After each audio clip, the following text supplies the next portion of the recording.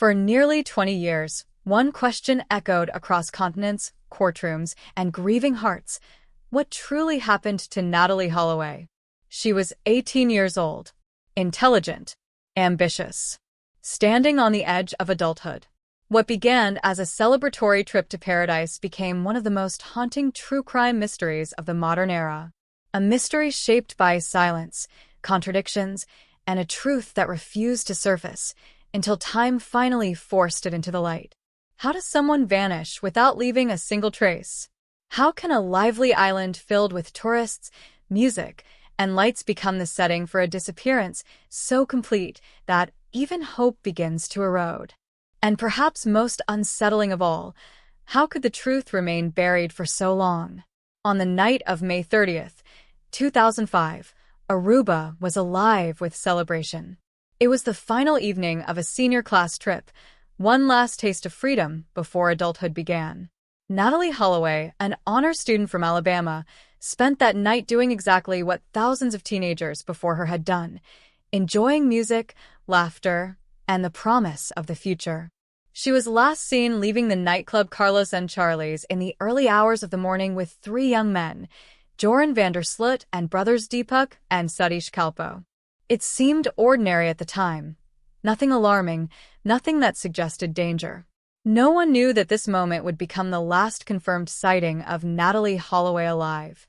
By morning, something was terribly wrong. Natalee never returned to her hotel room. Her luggage remained untouched. Her passport was still inside.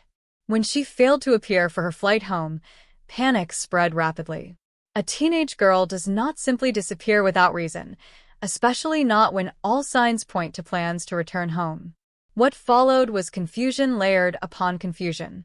The three young men told police they had dropped Natalee off safely at her hotel, but she was never seen there. No witnesses confirmed their story. No security footage placed her at the entrance.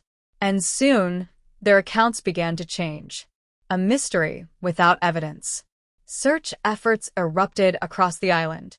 Law enforcement, volunteers, search dogs, aircraft, and divers scoured Aruba's beaches, forests, roads, and waters. Every possible location was examined.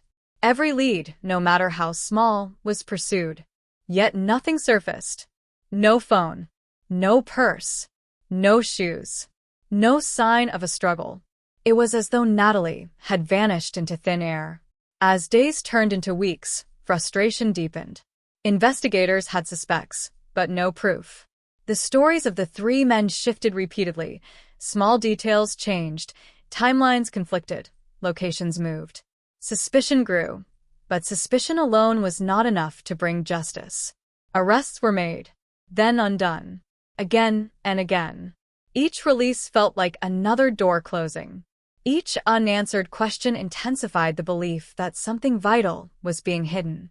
The absence of a body created a vacuum, one quickly filled by rumors, theories, and doubt. Some believed Natalee had been trafficked.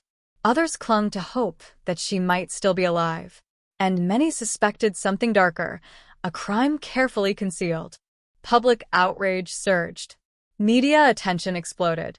Aruba, once seen as a carefree destination, became the backdrop of an international mystery.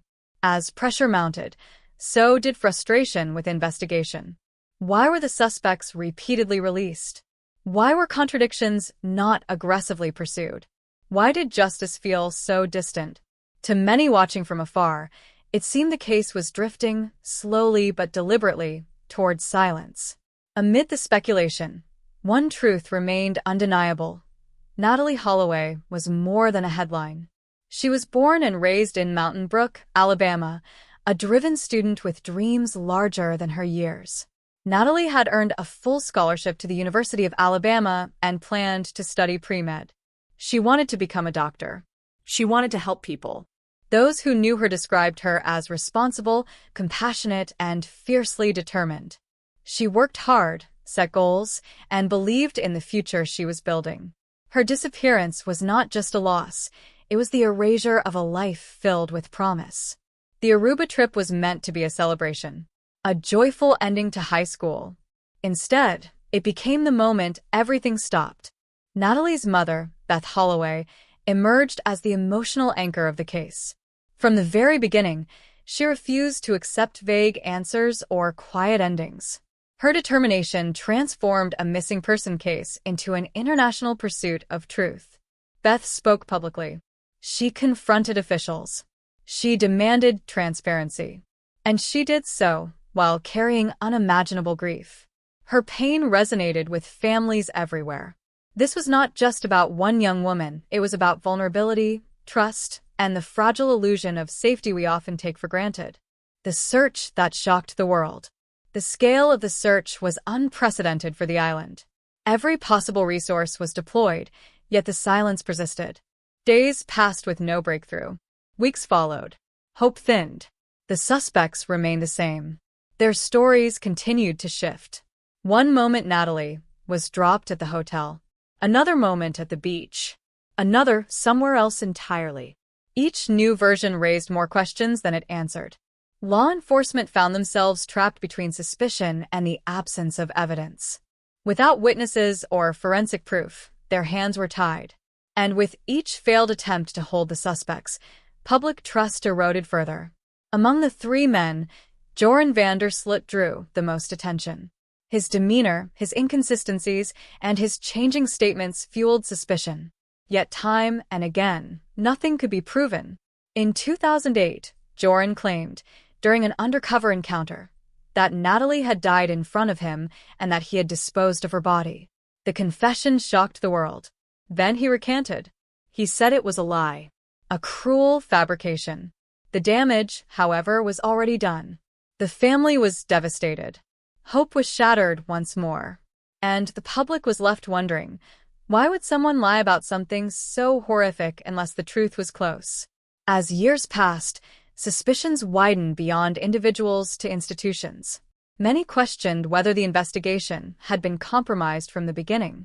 Joran's father, a respected judge in Aruba, became the focus of intense scrutiny. Was influence protecting the suspect? Was tourism being prioritized over justice? Was the truth being buried to preserve appearances? Unanswered questions fueled conspiracy theories. Each delay deepened mistrust. The case became emblematic of how power, politics, and justice can collide, with devastating consequences. 5 years after Natalee disappeared, another young woman crossed paths with Joran van der Sloot. Her name was Stephanie Flores. In 2010, Stephanie was found brutally murdered in a hotel room in Lima, Peru. The suspect? Joran van der Sloot. The parallels were impossible to ignore. Evidence in Peru was overwhelming. Joran was arrested, tried, and convicted. Reports suggested Stephanie had discovered files on his computer related to Natalee Holloway, files that may have triggered the fatal attack. For Natalee's family, the verdict brought mixed emotions. Justice was served for Stephanie, but it also confirmed their deepest fears. The man long suspected was capable of unspeakable violence. Joran received a lengthy prison sentence in Peru, later extended due to additional crimes. Yet even behind bars, his manipulation continued. In 2010, he extorted money from Beth Holloway, promising information about Natalee's remains, information he never delivered. It was cruelty layered upon cruelty. Still, Beth did not stop searching for truth. In 2023, nearly 18 years after Natalee vanished, a turning point finally arrived.